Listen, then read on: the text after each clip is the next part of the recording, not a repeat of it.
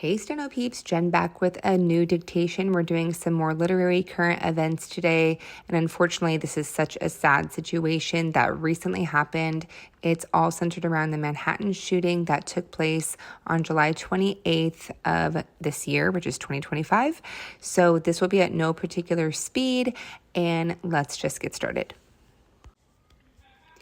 On Monday evening, July 28th, 2025, at approximately 6:28 p.m., a gunman arrived in Midtown Manhattan at 345 Park Avenue, a glass-clad skyscraper that houses the NFL headquarters, Blackstone, and other major firms.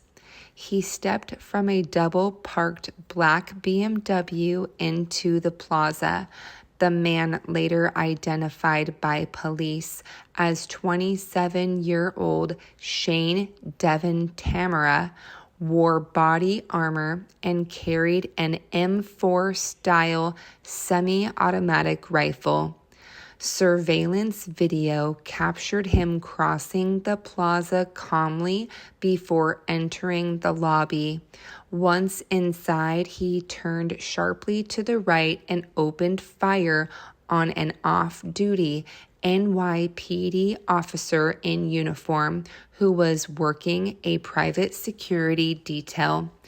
The officer, Didarul Islam, was killed instantly. Islam had served for about 3.5 years and leaves behind a wife and 2 sons, with a 3rd child on the way. He was remembered as a devoted public servant and a hero who gave his life protecting others. More gunshots rang out across the lobby. A woman who hid behind a pillar was struck.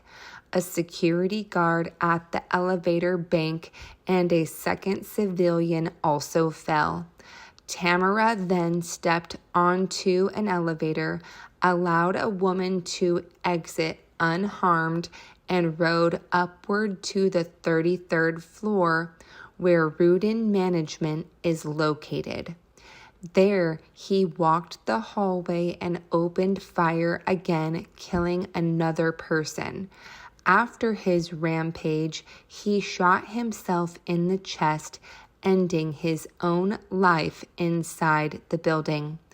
In total, 4 people were killed, including Officer Islam, a building security guard, a Blackstone executive named Wesley LePatner, and a Rudin Management staffer whose identity has not been released.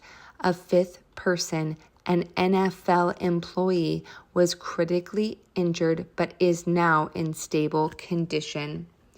Officials confirmed Tamara had no known criminal record but had a documented history of mental health issues, including 2 mental health crisis holds in Nevada in 2022 and 2024.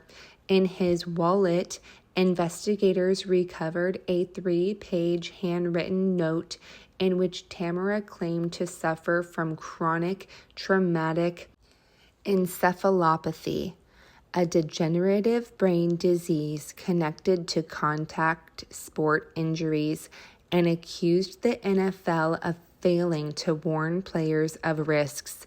He expressed guilt, remorse, and requested that his brain be studied after death. The note and his intended target suggest he tried to reach the NFL offices, but according to Mayor Eric Adams, he took the wrong elevator bank and ended up at the Rudin floor instead. The mayor confirmed that Tamara appeared to blame the NFL for his injuries and demanded attention to the issue of brain trauma in athletics. Responding authorities included the NYPD, FBI agents, and local counterterrorism teams. The building was swiftly evacuated. Witnesses inside described frantic scenes, many sheltered, barricading doors in conference rooms, texting loved ones.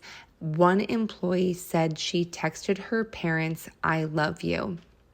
In the aftermath, NFL Commissioner Roger Goodell expressed deep sorrow, praised Officer Islam's bravery, and announced heightened security measures for NFL offices.